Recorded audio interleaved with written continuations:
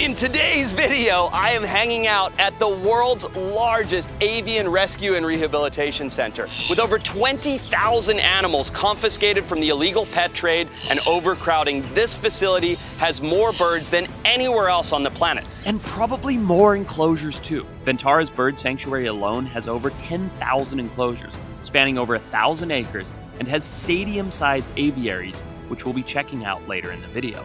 I'm going to be showing you some incredible creatures like this beautiful bald eagle. Hand-feeding the deadliest bird on Earth, displaying never-before-seen bird enrichment, and so much more. Look at him go! This is the most magnificent bird rescue in the world. Welcome to Ventara. And with all these birds, what better place to start than with one of the most iconic predators in the entire world? Oh my God, Shervin, what's going on, man? How are you, Forrest? There's bald eagles all over here. Welcome to our Raptor Training and Conditioning Center. How do you end up in the middle of India with bald eagles? Hi. So these are all rescued birds or surrendered birds. Okay. And what happens is when some private collections, when the owners pass away or they can't manage it anymore, Yeah. or some of the zoos are shut down, they surrender the animals out here to us at Sure. Vantara. A lot of them are imprinted, they've already been used for other flying shows and everything else.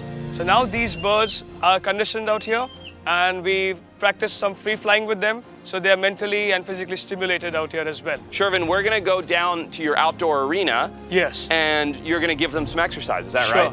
And you can have a good look at how we go about the daily physical conditioning for the birds. Let's do it. And as I made my way down to the arena, the eagles were all ready to start flying. Wow, that's close to my face. Oh, that doesn't terrify you at all? Yeah, no. No? We used to it. You're used to it? Oh my God, Well, lucky you? we've got very experienced trainers out here, so that's why. That, like, my heart stopped. I just see this huge wingspan and these claws coming in. That's crazy. So now, what we could like you to do if you want to, you can also fly the bird from your hand. Are you sure? Because this one is a little bit used to people. Am I capable of doing this? You should be. Vaughn is at the end, Okay. and PJ will guide you regarding the tips of taking the bird Okay, out. great. Whoa. There you go. This is crazy. Now tell him to fly. Yeah, fly. Okay, fly. Whoa! Oh my God, that is so cool. I've never even touched a bald eagle before, let alone get to fly one. Now, is he gonna recall back to me? Yeah, sure. And I can catch him? Yeah. Okay, this is crazy. I'll take a cobra or a mamba. This is like crazy. Ready? Oh my God, my heart is, oh God. Wow, that might be one of the coolest things I've ever done in my entire life.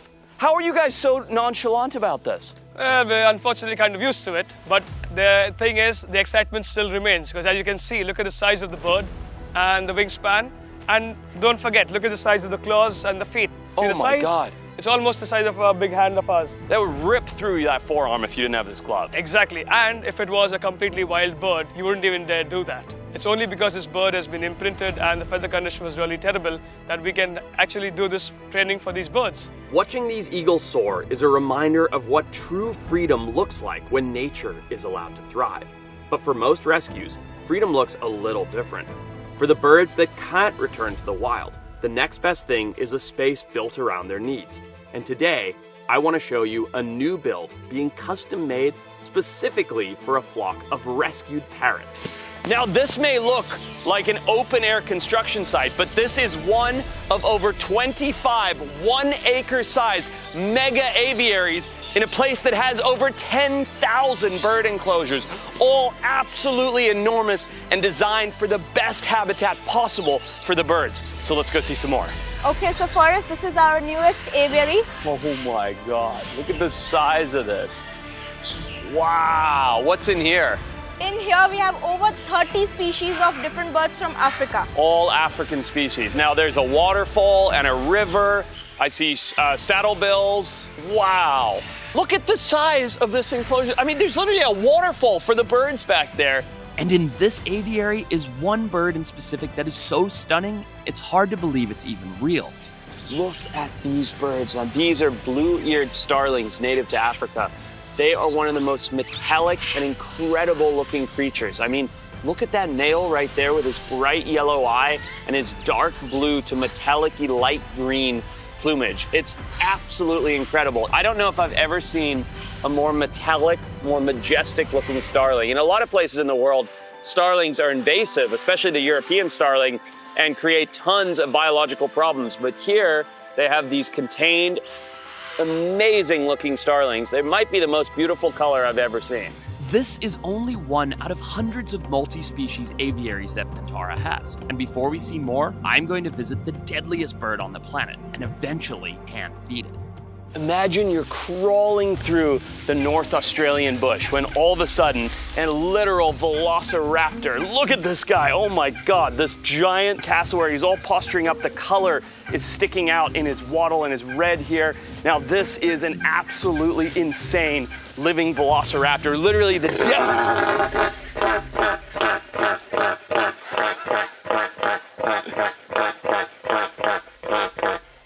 I jumped when he did that. I literally jumped because these guys are such dinosaurs. I mean, this is, oh, I'm probably getting too close. It's crazy how scared, oh my God. These guys are so aggressive, literally the deadliest bird in the world, the northern cassowary. And you can tell it's a northern because of that yellow patch behind his head there. But you see how aggressive they are. Imagine, as I was saying, you're walking through the bush in Australia, you hear that sound, and out stomps these crazy, mighty taloned birds that look like dinosaurs. They kick you in the chest, they hit you with that helmet, and they rip you apart with these unbelievable, giant, powerful claws. Literally the deadliest bird. That was insane. Woo! For the sake of my own life, I don't think I'll be going inside with that murder bird. So as I head to another cassowary enclosure, something caught my eye. Not the bird whose call sounds like a machine gun, not the baby birds being taken care of in the hatchery, but something extremely unusual about a bird species you may be familiar with. Look at these guys. Wow. Did you paint your pelicans pink?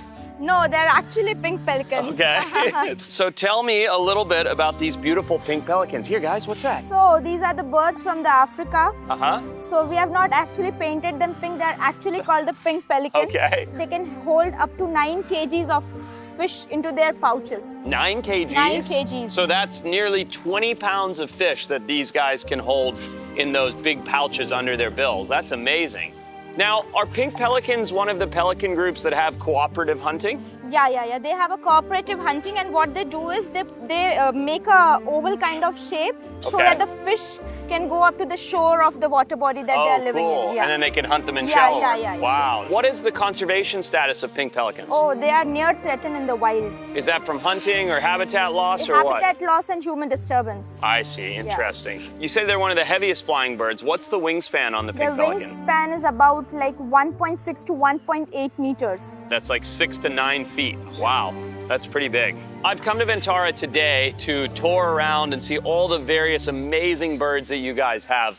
But this enclosure stands out just because this was built for the pelicans. Exactly. So their enclosures are designed in such a way that they will all mimic whatever they find in their places. And before I get to hand feed the deadliest bird on Earth, I passed by the hatchery and just had to check it out. Take a look at these two unbelievable birds. Now, these are black palm cockatoos. They're one of the most expensive birds in the pet trade because these animals have such a diminishing habitat.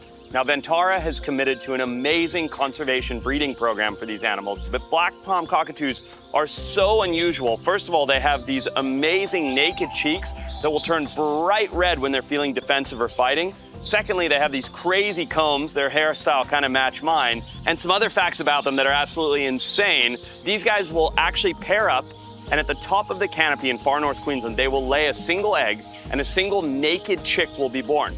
Now, why would a featherless bird be born, you're asking yourself? Because these guys nest during monsoon season, and if those babies have feathers, that means those feathers are gonna get wet, and if they get wet, the babies are gonna get hypothermic, get diseases, all kinds of things. So these are truly a rare crown jewel of the bird world, literally fetching up to $100,000 for one of these birds in the pet trade. But here at Ventara, they've committed to breeding them. So the next thing I want to do is take you to show you how ugly, crazy, weird, and amazing their babies are in every stage of their reproduction. So let's drop off these guys and go check them out. Welcome to the world's most advanced avian incubator room. Here, they'll hatch birds of every single size, shape, and color, from the tiniest to the largest, depending on what needs conservation work. As you can see over here, there's an incubator. And in this single incubator, you can see eggs of all different shapes, sizes, and colors all being incubated together. So it doesn't matter what kind of bird it is, as long as they need conservation help, Ventara will step in to work on that with them. In fact, here you can see just what it's like to witness a baby hatching in real time. So here's a little miracle right here. You can see the egg tooth starting to chip through the egg. And in case you're wondering, how do we know whether that bird is doing well or not? Ventara has some incredible technology like this machine right here, the Buddy, where you can take the little egg, put it in here, close that up, turn it on, and within a couple seconds, you're able to read and monitor the heart rate of the hatchling to see if he's healthy. If his heart rate is stable and normal, he will hatch on his own over a set period of time. It can be 1 to 2 days. If his heart rate is irregular, that means that he's in trouble, and Ventara staff need to step in and help him with his hatching to ensure a proper survival. So as you can see here, his heartbeat is absolutely perfect. So we're gonna take this guy, put him back in his incubator, and show you what happens next. After monitoring and confirming that he's doing well and he's working out of the egg, you could see that just 15 minutes ago, this little beauty was born right here. So take a look at that. Absolutely amazing. This is life happening in front of our eyes. Newborn hatchlings, and all of these being hatched at an incredible rate to promote and help conservation with the ultimate goal of rewilding birds one day back into habitats where they've been expatriated from. Now, you might think that's cool, and that's the end. But believe it or not, that little grub of a bird is not going to survive on his own. So let's go see the next stage of life. So in here, I've had something extremely special set up for me, and that is getting to look at every single life stage of our black palm cockatoos. From 3 days old, where they're completely naked, to 1.5 months old, to 2.5 months old, to 3.5 months old. We're gonna take this lovely mix here that has fruits, seeds, nuts, all healthy, all organic, and show them that it's feeding time by pinching the beak, look at him go, and giving him a little bit of food right here. Hi, buddy, there you go. So what I'm doing right now is I'm simulating what mom and dad would do. And you see the way that they're trying to swallow the food, because this is all natural. So you hold the beak there, tell him to open up. Come on, buddy, open. And give him the food like that, and down it goes. How incredible is that to see a bird that is edging towards extinction being reproduced at such an incredible rate here by Ventara, helping protect the species from what otherwise could be an inevitable fate of disappearing from the planet. A big part of practicing incredible husbandry outside of the hatchery is coming up with new, exciting ways to entertain the animal and enable it to use its natural instinct. So today, I'm joining in on a super fun enrichment game. All right, so now we have something very unique coming up, something I've never even heard of seeing in a captive setting. So let's do it. Yeah, Carmen. Whoa, look at that. So this is Carmen the caracara. And what do caracaras do behaviorally that's so interesting? So naturally, in the wild, yeah, they do this stone flipping behavior. They do this to find food under the rock. Like snakes and bugs and lizards, yeah. So here we have some fake rocks, and it's like the cup game where there's food hiding underneath them. So let's see her do it, shall we? Whoa, okay, let's go, Carmen. Let's see, where's the food? Where's the food? They use their beak. Oh, look at that. Oh my goodness, that is so neat. Oh, she wastes no time. You can tell this is something she does all the time. Yeah. Now, this isn't a bird trick, right? Yeah. This is something that they do in the wild. Yeah. Why are you doing this here at Ventara? So we do this for them to exercise, for mental stimulation. Another Ventara thing that is unparalleled, I would say, to anywhere else in the world, where they're using the natural behavior of the animals and simulating it in a captive environment so that this unbelievable, emblematic bird of Mexico can behave the way that it would behave in the wild. Thank you. I think that is so cool. It's all right, I don't mind. Chicken hand's totally fine with me. I'm gonna go see some more birds. But what I'm about to do is not a game, and I do not recommend anyone at home try this. Oh my God, here comes a dinosaur. So how are we safe right now, Sharon? I feel like those dinosaur legs are about to kick me and rip me open at any point in time. Can I feed it? Yeah, of course you can try. One at a time or open hand? Give it about few at a time, so okay. it'll be easy that way. That's so scary. And nothing bad happened. That's great. And Okay. as big as they look, they love their fruits and they are quite capable of jumping high enough to pull down fruits from low-hanging branches as well. Not to mention jump up and kick you with those feet. And slash you open as well, because you've got lovely can opening things on the toes there. Just an hour ago, I was over on that side and there was a northern there, and I just walked by and tried to kick me through the fence. Did you get that really loud trumpeting sound as well? Terrifying. It made my heart jump into my throat. So this one, as you can see, is not a complete adult. Yeah. The plumage is still changing. It is a younger bird. And this one was taken in for treatments. So now this bird is recovered, and then you can see it's quite friendly.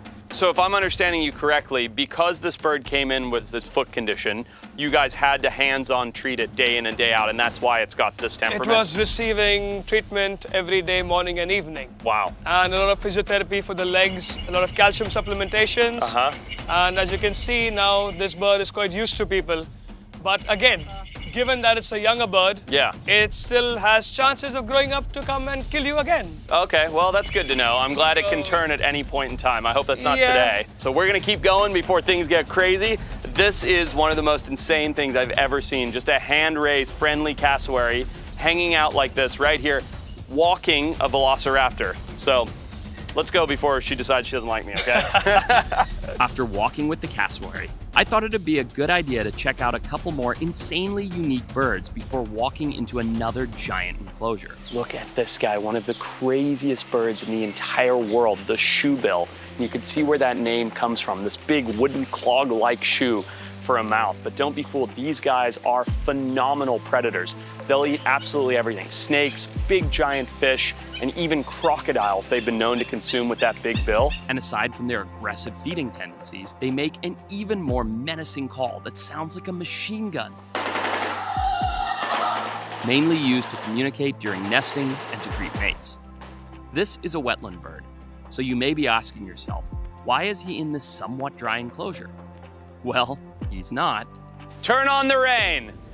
So look at the simulated rainstorm. All the birds are getting so excited. They're all yelling and shrieking because they love it when it rains. The shoebill is sitting out, eating it up. So what's really interesting is when this very shoebill came here to Ventara, he wasn't eating. So what did the team do? They gave him x-rays and they found that he had 3 fisherman's hooks in his stomach, and they must have been absolutely hurting his stomach because he wouldn't eat. So I was lucky enough to work with the vets here to force feed him cotton. And as he ate the cotton, the hooks entangled in his GI tract, and he actually pooped out all 3 of those fish hooks, and has since then started eating again and living his best life. It's possible that they may go extinct in our lifetime, but not if there are viable insurance colonies like what Ventara has right here. And if you thought this bird was odd looking, just wait until you see the next one that I'm about to go see. But before that, I passed one of the smartest birds in the world and just had to check it out. Oh my goodness.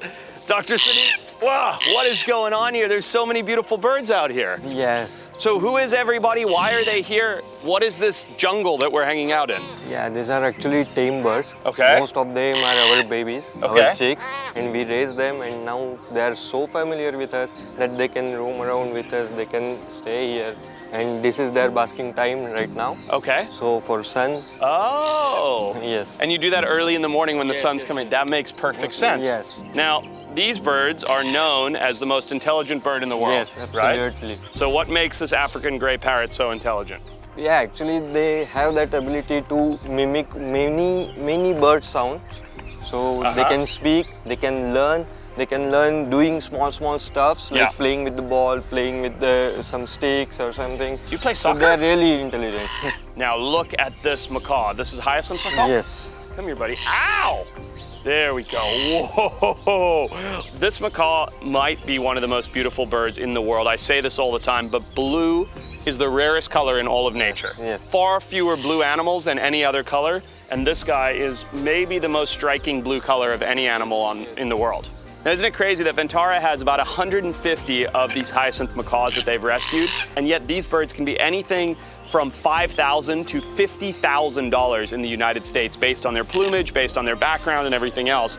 And just look as I walk down the line here.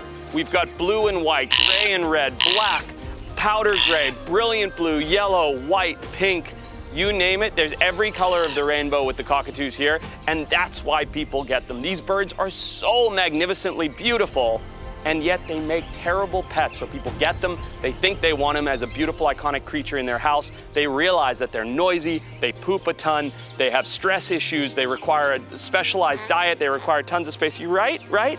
And then they end up not wanting them anymore, and Ventara steps in and rescues this unbelievable array of magnificent birds. And this is not even 0.001% of the birds that they've rescued here at Ventara. So let's go see some more, right?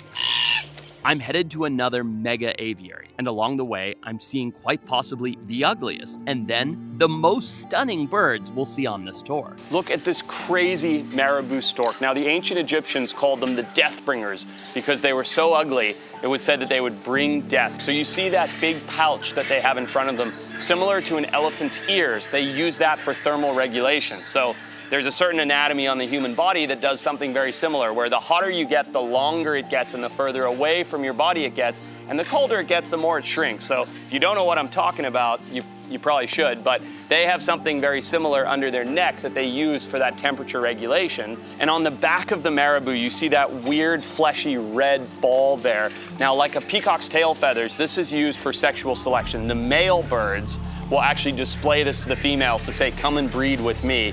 And like vultures, they have a naked neck and a naked head for eating carrion and dead things, because if they're eating all those gross dead things, it can stick to their feathers and it can obviously rot. Now, I've got some very cheeky crowned cranes around here that are trying to attack me. So we're feeding them mealworms right now. Let's see if that hurts. Ow, it sure does. Ow, don't do that. But look at how beautiful the crowned crane is. They have this amazing set of feathers off their back. It's a very interesting, crazy dynamic. But it makes sense, right? If you're a bird that lives on the ground in Africa with all of the various predators, you have to be a badass. And simply put, with a lot of these birds, it's more about the size of the fight in the dog than the dog in the fight. And nothing is more true than with these very aggressive birds that I feel like are gonna attack me here any minute. But how cool is this? It's the closest I've ever been to a marabou stork. Really is one of the most weird and ugly birds on the planet with a nutsack on its chest. So before I check out the mega aviary, I stop by one more bird, an unexpectedly elegant one, the king vulture. And you can see where they get that name. I mean, they have this unbelievable beauty, unlike any other vulture species in the world. So you know what's really cool is, in South America where these guys live, first a kill is made, maybe by a puma or a jaguar or something like that. Then in comes the Andean condor. The Andean condor is big and powerful, and it's able to rip open the stomach lining of whatever the dead animal is and begin the process of decomposition. Now, in the middle rung, after the Andean condor has had his fill, in comes these guys, the king vulture. They're a mid-sized vulture that doesn't have the strength and power that an Andean condor does, but is not so low down on the totem pole that they come in third. So they're kind of in the middle of all the vultures there, and they are by far the most beautiful, with their crazy small feathered heads, the red and yellow coloration, that big wattle, their white wings, and then below them are those voracious little black vultures. Now, king vultures, like many vultures around the world, have had tons of problems with DDT, making egg softness and poisoning. Just the list goes on and on with the problems that vultures are facing, which is especially crazy if you consider the fact that vultures are nature's cleanup crew. Without them, we would have dead, rotting things all over the place. Please don't bite me. And that would create all kinds of problems. You're very rude, you know that, buddy? And even though these guys are the most beautiful, most colorful vulture species on planet Earth, they still end up in terrible, weird situations. And all his friends are sitting up there watching us, but it's just amazing to know that these birds do have a safe haven here at Ventara, where no matter what happens in the wild, there will always be an insurance colony. And the next insurance colony I get to visit isn't just one species. It's for an entire continent of birds, all in one gigantic aviary. Just look at the size of this habitat. Now, you might be thinking to yourself, wow, Ventara did such a good job on their one and only big cage. This is one of over 2,500 cages of this size and scale. And in this cage alone are 700 birds. Now, look as you walk around.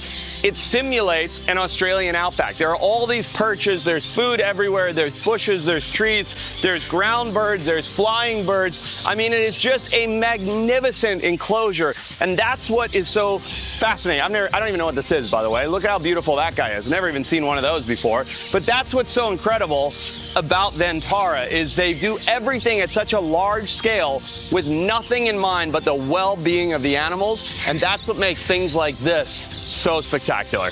Through world-class care and groundbreaking conservation, Ventara isn't just protecting animals. They're rewriting what's possible for species on the edge. So if you want to see more, make sure to like and subscribe.